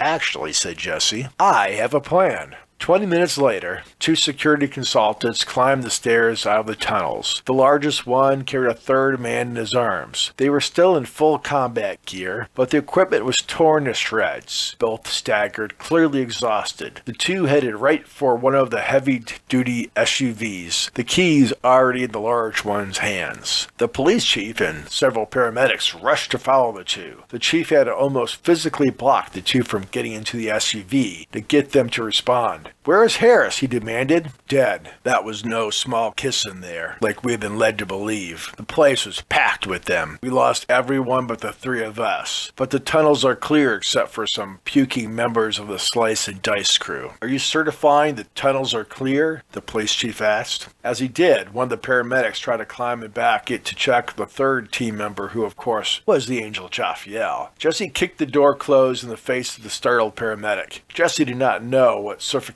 meant, so he said, "Yes, I certified. They are clear." Then got in the driver's seat, slammed the door closed, and started the big SUV, clearly pissing off the chief as he drove out of the parking lot. Jesse was worried he would see flashing lights follow him, but to his relief, the rearview mirror stayed clear. Instead of heading to the front gate and awaiting deputy, he took a left and circled around, trying to find a hiding spot. "What are you doing?" asked Belinda. "I want to rescue the angel, but my car is back there, and you are supposed to be a prisoner. Right now, you're clearly not big run concerned, but if you disappear, they're going to be after you. Let's not ruin your future," Jesse answered. Belinda, for a moment, looked like she was going to argue, but then nodded. "Yeah, thanks. Good idea. How about the shipping container?" Jesse saw that there was 3 big ocean-going shipping containers against one of the buildings. He pulled over to one at random, and he and Belinda climbed out. They wrestled the doors open. It was empty except for a bad smell. They pulled both doors wide open, and Jesse squeezed the car in. It fit, but to get out, they'd have to climb out the windows. They pulled off the borrowed clothes and equipment and stashed it in the back of the truck. "We've got to hurry," he told Jophiel. "We have to get back there before they realize we are missing. Will you be all right? I'm going to close the door after us. Just sit in here. We will be back." Jophiel raised a hand and waved. She seemed barely awake. Hopefully she would not die while they were gone. It was a full 2 hours later that Jesse returned alone. Belinda was back in the sheriff's custody. They managed to sneak back into the group with no one noticing. There was a lot of confusion. No one as yet seemed to understand that all the security team was dead. Jesse made sure that all the Slicer and Dicer crew were accounted for. They all gave brief statements to the police. The chief wanted them to stay for more detailed accounting, but the crew was a bunch of individuals, not a real team, and they started to split. With a wave to Belinda sitting in the back of the sheriff cruiser and a promise to visit her soon, he climbed into his own little SUV and started to leave. He timed it so that he could turn off with no one else close by and went back to the storage container. There he made sure that Jophiel had food and water. The food was just power bars, though he was not sure she actually ate human food. Then he did something that he did not like, but was the safest thing he could think of under the circumstances. He used his gym lock that he had in the car to lock the storage container up after him. It would keep Jophiel safe from someone just poking around, and if the police were searching, they would only find a locked container and likely move on. Still, he hated locking an angel up in the container, even if he did have her blessing. Chapter 4. College Time. Jesse meant to get up early the next morning to check on the angel and Belinda. Instead, he woke up to the insistent text messages of several friends. He was supposed to be studying with them right before their English exam. He looked at the phone with bleary eyes. The time finally registered at 1 o'clock in the afternoon, 30 minutes before his final exam. Adrenaline flooded his system and he shot out of bed, grabbed an old pair of jeans out of the basket, along with a t-shirt, socks, and tennis shoes. All clean, if not put into the drawers. Jesse grabbed his backpack, his wallet, and keys he had left on the dresser, and ran for the door. He skipped the car, knowing it would take too much time to find a parking spot on campus, and started a run. He was halfway to the Baker building before he even had a chance to think of all that had happened the previous night. Crap. He had an angel locked in a storage and a friend in jail, and he was worried about an English exam? But crap, his grades were not so good that he could miss his final and do well enough to pass. His English exam was one of his 2 finals he still had to take. Jesse guessed neither Jophiel nor Belinda would be going anywhere while he took his final. "Is someone chasing you, Mr. Vanderson?" asked Professor Morrison. Jesse whirled around, starting to get into a crouch before he realized that Morrison was simply commenting on him being 1 minute late to class and bursting through the door. Morrison and the class were all staring at his violent reaction to the professor's comment. "It has been an interesting 24 hours, Professor," Jesse replied, after catching his breath. Kind of a Buffy the Vampire Slayer meets Saw Part 5 kind of day. Professor Morrison, who was young but had all the sense of humor and seriousness of the typical professor, hesitated, a more serious expression replacing the professor's raised eyebrow. "Might assume the class is not in any kind of danger?" "Not if I get an A today," Jesse said with a smile, then realized he did not want to imply he was threatening a teacher. He said, "It's daytime. Nothing should be chasing me, just on edge. It's cool, Professor." Morrison nodded, and Jesse sat down, glad that Morrison was not going to make an issue of him being late for a final. The professor handed out the exams, started the timer, and sat at his desk quietly watching as the class dove into the exam. Jesse put everything else aside for the moment and focused on the exam. He wrapped it up several minutes before the timer went off, which was unusual for him. He was a slow test taker and usually ended up leaving something undone. As he handed the test in, the professor raised a finger, signaling for Jesse to hold back as the others left. Several other curious students held back. Morrison did not signal them to leave, so the others stood listening. "May I assume from your comment that you were involved in an incident last night down by the river?" asked the professor. Jesse nodded. "Yes, sir. It was kind of crazy." "And how are you doing?" asked the professor. At Jesse's blank expression, Morrison added, "Violent experiences can be very traumatic. Should I talk to the Chancellor about providing counseling for you or any other students that were caught up in the incident?" "Oh," Jesse said, "that is probably a good idea. I know of at least 2 other students that were part of it. I guess most of them would have been either active students or alumni." Professor Morrison nodded and said, "I would talk to the Chancellor about it this afternoon. I would not be surprised if he was already arranging it." As Jesse headed to the door, he saw that several of his classmates wanted to talk, but he really needed to see about Jophiel and Belinda, so he pushed his way past. When he got out of the hallway, Johnny Fabin, the teaching assistant for Professor Slater, was waiting for him. Jesse was not totally surprised. Professor Slater was the one who had taught the courses in paranormal containment and disposal and law enforcement response to paranormal terrorism. He was the one who had forwarded a recommended list of people for the impromptu slicer and dicer crew to the police chief, and then gave Jesse a heads-up call on the opportunity. Jesse thought Professor Slater was pretty cool. He was often interviewed by local TV on national and international paranormal stories and was a bit of a local celebrity. Johnny was a big guy who looked like the cop that he had been before going back to school to get his master's degree in criminal justice. He was tall, buzz-cut, and seemed to lack a sense of humor. Jesse had found the criminal justice classes interesting, but never really felt like he fit in. Most of the criminal justice types did not appreciate a sense of humor, mostly because so few of them seemed to have any. Jesse and Johnny had a good 10-minute walk to the building that held the criminal justice department of the school. Professor Slater was an assistant dean for the department and had a nice corner office. It was furnished more like a law office than a professor's office. There was a lot of wood and leather furniture. Jesse had always assumed that Slater must have spent his own money to decorate, as no other professor's office at the school got such fancy furniture. Jesse thought that the office looked good on TV. To his surprise, the professor actually got up and shook his hand before waving him to a chair in front of a big oak desk. He waved Johnny out of the office. The police chief has not had a chance to give me a full briefing yet, but it sounds like you were part of the disposal crew last night, Slater said. I actually led the slicer and dicer crew, said Jesse. At Slater's surprised expression, Jesse explained, we did not have anyone with experience and someone had to, and well,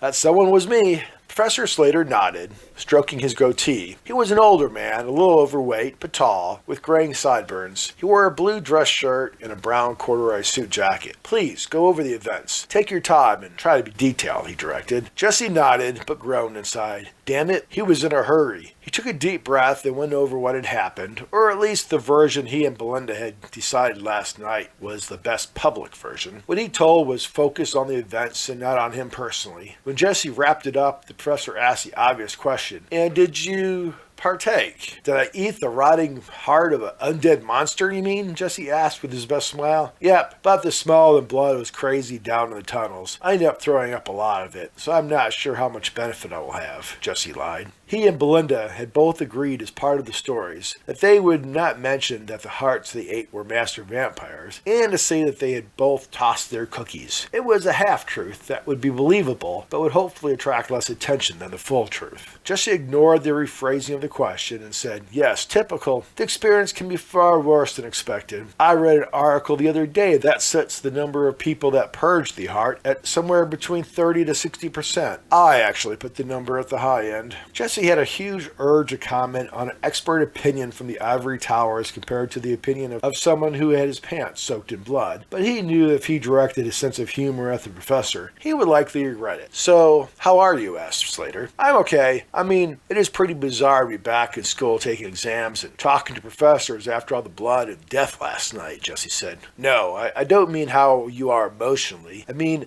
are you showing any signs of enhancement from the heart? As it was a heart of a vampire, you probably won't feel anything until dark. But even if you purge the heart by regurgitation, you should still retain something. Please keep me informed. If you are interested, I might have you speak of your experience this summer in class, said the professor. Oh, one last thing. I talked to a reporter, Mr. Devant, from a European magazine I am not familiar with. He is based in Atlanta and was coming up. He is interested in doing this story. He wanted contact information for members of the Slice and Dice crew. I offered to set up a joint interview with myself and several of the crew, but he wanted to do separate interviews. Jesse nodded. He was sure he did not want to speak to any reporters, but he was not surprised that the professor did. After a few minutes of small talk, he was able to get out, and after a quick bite of pizza and a shower, headed over to the industrial park. He stopped at a hardware store first and picked up heavy-duty wire cutters. He paid cash and had his hoodie up. Jesse knew it was all a little suspicious, but if the cops started looking,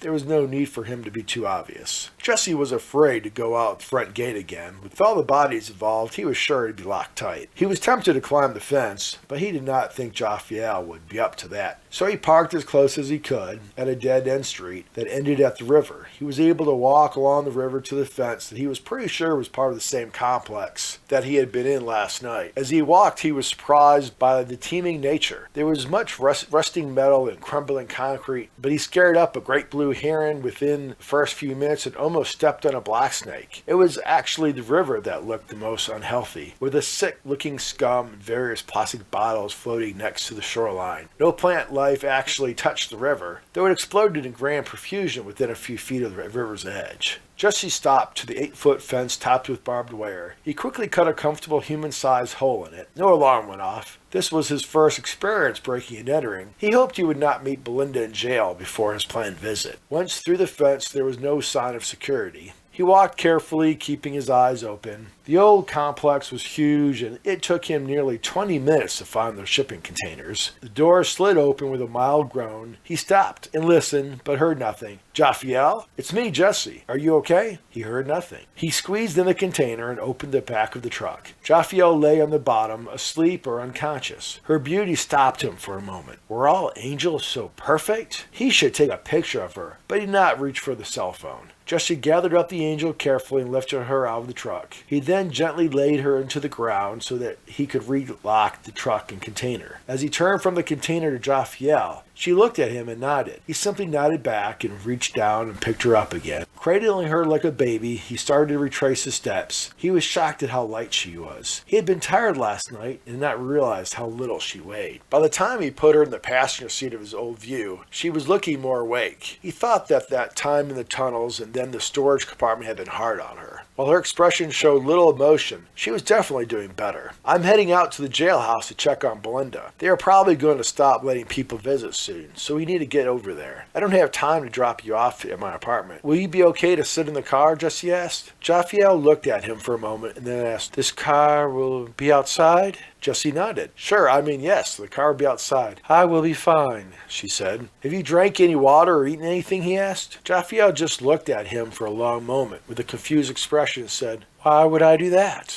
"Well, most of us with physical bodies have to eat and drink or we get weak. You have been injured, so it is even more important. In heaven, you don't need to, but are you sure here on earth that eating and drinking will not make you grow stronger?" Jesse asked. "I'm not sure," Jophiel admitted, for the first time not sounding all-knowing. "Then, while I am gone, sip the bottle of water slowly. We will need to go slow since I guess this is the first food you have ever eaten," Jesse asked. Jophiel promised to slowly sip the bottle of water. Jesse headed to the jail. It was starting to get late in the day, so he was happy to see that there was still someone behind the glass in the reception room. 2 chunky middle-aged blonde women sat in the terminals. He got in the short line to talk, right behind a young, skinny white kid of maybe 16 years of age, who wore the clothes and bling of an inner-city ghetto punk. When it was the young punk's turn to speak, he talked with a deep hillbilly twang. Jesse shook his head. He never understood that kind of thing. His mind twirled with what to say. He had not had time to think of the best approach for the sheriff to get Belinda free. It was his turn before he was ready, and ended up just explaining that he had headed up the Slicer and Dicer crew last night, and that one of the crew members had been given a promise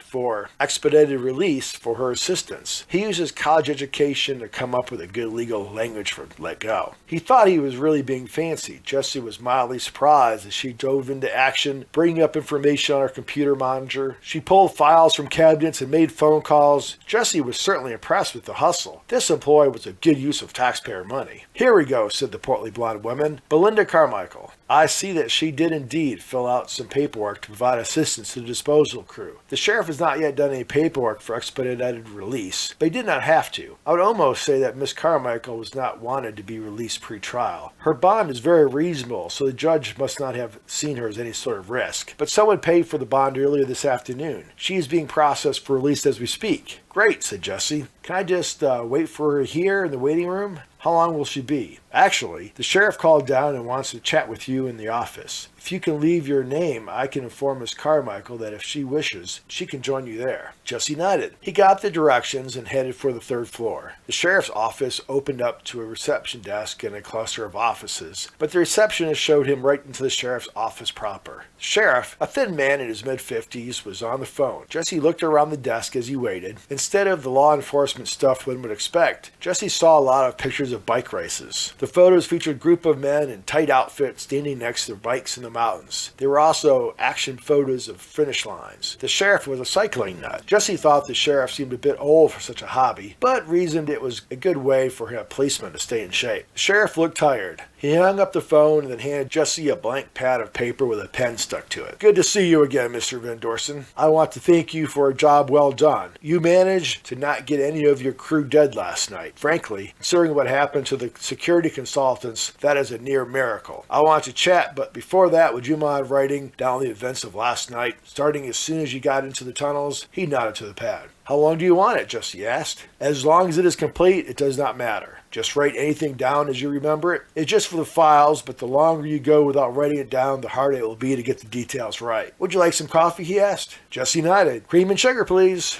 To his surprise, the sheriff got up himself to get the coffee. Jesse guessed he wanted an excuse to give him time to write things down. The sheriff must have gone down to the Starbucks in the lobby, for he returned with 2 tall, steaming cups of that brand. Jesse had just put the pen down on the 5 pages when Sheriff Harris walked back into the office. He handed him the cup. The 5 pages did not have any straight-out lies in it, but did not have all the truth in it either. The sheriff took the pad and set it on the table, but did not look at it. Now, if you don't mind, can you go over the events of last night with me? Jesse got through the story one more time. He found it a lot harder to talk about, and even harder not to include a lie. He expected the sheriff to ask questions, but he simply nodded and looked down and took down a few notes. You understand that we might have some additional follow-up questions. If we do, we might ask you to come into the office again. Jesse nodded. So far, things have gone smoother than he hoped. Just one thing, Mr. Van Dorsen. Do you know a reporter named Gil? Asked the sheriff. No, Jesse replied. I mean, Professor Slater said he was doing a story and wanted to do an interview with me. Jesse Harris nodded. A word of caution for you. Lots of young men get excited about getting in the paper, and you can trust most of the local beat reporters to do a fair job. But I'll be honest with you, something about Mr. Devant felt wrong to me. He is offering to pay members of the crew a good amount for an interview. I'm afraid our own checks won't be in the mail to you till the end of the month, but I would be cautious with him. Jesse nodded. There was a chill going through his spine. To his relief, Belinda, now dressed in jeans and a Bob Marley t-shirt, was waiting for him when he got out. She looked good. The tight jeans highlighted her long legs and firm butt. She lacked the perfection of the angel, but her exotic looks were very attractive. He was warming up a few fun, flirty lines, but they died in his throat as he took in her expression. Her face was tight. She looked angry and something else, maybe afraid. Hey, you okay? He asked. Belinda just shook her head. Do you have a ride? And how is Joe? Jesse looked at her blankly for a moment before he caught on. Jophiel. Joe. Damn, he was fast on the uptake. Joe is in my car downstairs. I was coming to try to get the sheriff to let you go, but you were already bailed out, he replied. Belinda nodded and said, Is there a side entrance that we can get out of here, somewhere other than the front door? Yeah. Sure, why? There's the pedestrian bridge to the second floor that goes over to the county offices, and there is a side door that employees use to get to the parking lot. I did my internship over there, he explained. Let's go. I don't want to leave Joe alone, Belinda said. Jesse nodded. They did not talk till he had her over to the walkway and out the side entrance, and then circled around the parking lot to his old center view. Belinda climbed in the back. Jophiel was looking better, either from the water or the fresh air. She seemed more awake. He immediately pulled out the side entrance and took a side road before getting on the main drag. Belinda seemed to be worried about someone following them, so he took a roundabout way. He was about to ask Belinda what was up, when instead Belinda asked Jophiel a question, her tone accusing. I need the truth, Jophiel. I think there is more going on here than an angel being taken by vampires as the power-rich food source. Angels don't come to our world in the flesh, at least not very often. Why are you here? She asked. Jesse thought Jophiel would not answer. He was sure the angel was not used to being spoken to in that tone, but Jophiel did answer the question, her beautiful voice revealing no anger.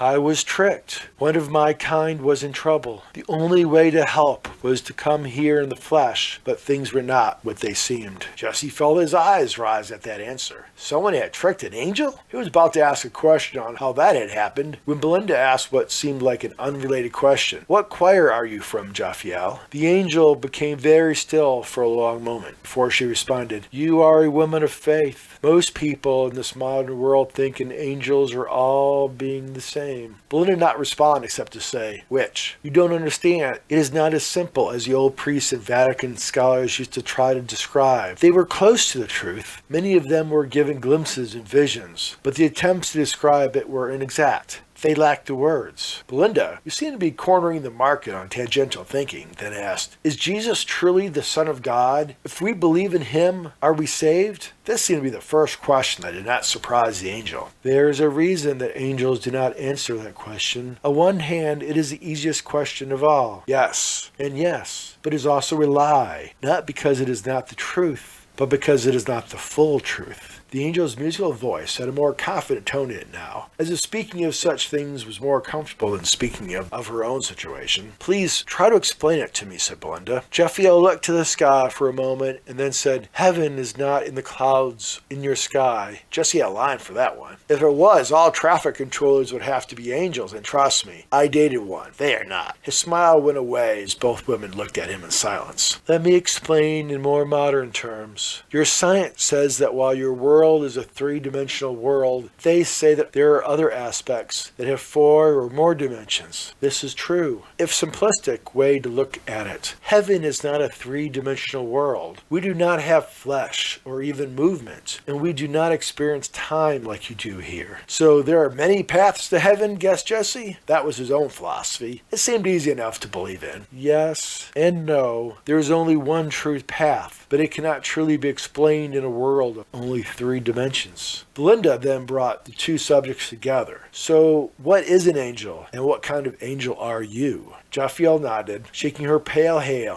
which was not blonde, but not white. That is a more accurate question than your first one. I am one of the throne of God. The highest choir, said Belinda, and you sing the praises of God and sit at the foot of his throne. Jesse suddenly realized that Belinda took her Christian faith a little more seriously than he did. Jophiel nodded. Yes, but the early church scholars got it wrong. We do not sit at the throne of God. We are the throne. Angels all have roles. We are the eyes, the voice. We inspire, we teach. We are not God, but we are his. I guess the easiest term is that we are the tools for the will of God. We are not separate from God. I am a piece of the throne of God. Belinda leaned forward in her chair in the back of the small SUV for a moment, watching buildings pass by through the window, then asked, you are not the only angel that came to earth and was made flesh and captured, were you? What? Said Jesse. What do you mean? He demanded. Jophiel did not seem surprised. What has happened, child? Something has happened to make you connect things. Something beyond you freeing me from my captors. Belinda sat back,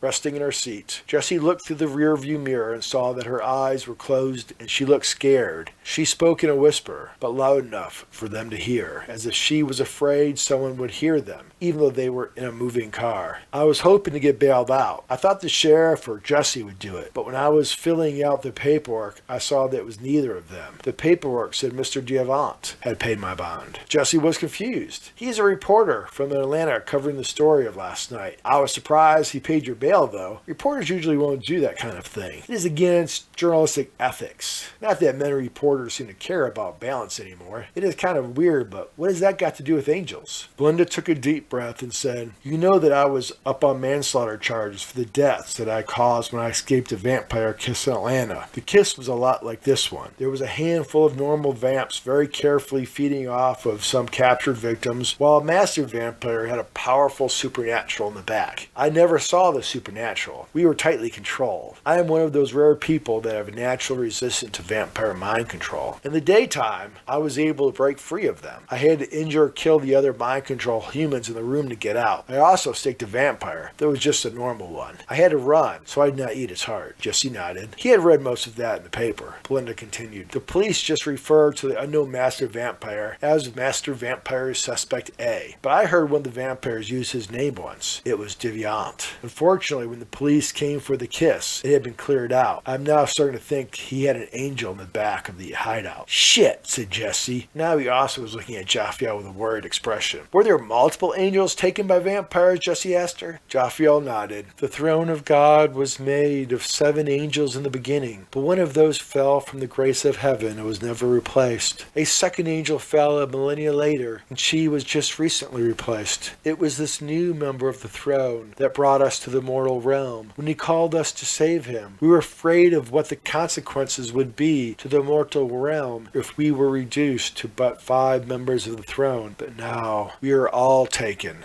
Jesse and Belinda just stared at each other. Jesse cannot even use his usual expletive. Silence overtook them until they were close to his apartment. Suddenly Jesse felt paranoid and pulled into a local fast food spot and parked in the back. Are you saying that this is some kind of battle between heaven and hell? Jesse asked. It appears that Lucifer is trying to change the balance of power. By having the throne made flesh and having vampires feed on them, they drain angelic power for his demonic minions. The Lord God could replace us if we were simply slain, but with the 5 remaining members of the throne trapped on earth and their power drained, God would endanger us to become fallen ourselves, and to have the entire throne of God serving Lucifer. I fear the result. Belinda and Jesse stood still, both overwhelmed with the answers they were getting. After several minutes, Jesse asked, What does the throne do? Jophiel answered, It raises up the Lord. In mortal terms, by raising God up, it makes him more available to mortals to find salvation. I am not real good at this, but could God die? Does this lead to the apocalypse at the end of the world? Jesse asked. First, you cannot kill God. He is the creator of all things, said Jophiel. But without the throne, the souls of mortal kind are in danger. It could tip the scales. Your understanding of what is the apocalypse is not accurate. But yes, this could bring on the apocalypse. Shit, said Jesse, this time not caring that he swore in front of the angel. Belinda and Jesse looked at Jophiel, both hoping for some direction, but none came. You are a troll, said Jesse finally. You are not used to deciding what to do, are you? Jophiel nodded. I am cut off from heaven, and I am lost. At this, Belinda and Jesse simply had to look at each other for Jesse to know they were of one mind. What Jesse said next earned him a withering look from Belinda. You know, you really have to be careful what classes you take in college, he said. So we fight, said Belinda. We protect Jophiel and free the other angels of the throne of God. Yeah, that's what I said, confirmed Jesse. Looks like our best lead is in Atlanta. Time for the hunted to become the hunters. It occurred to Jesse that he was going to miss his other final exam. He paused momentarily at the thought, and then gave a mental shrug. If stopping the apocalypse did not qualify for a retake of a college exam, then what would?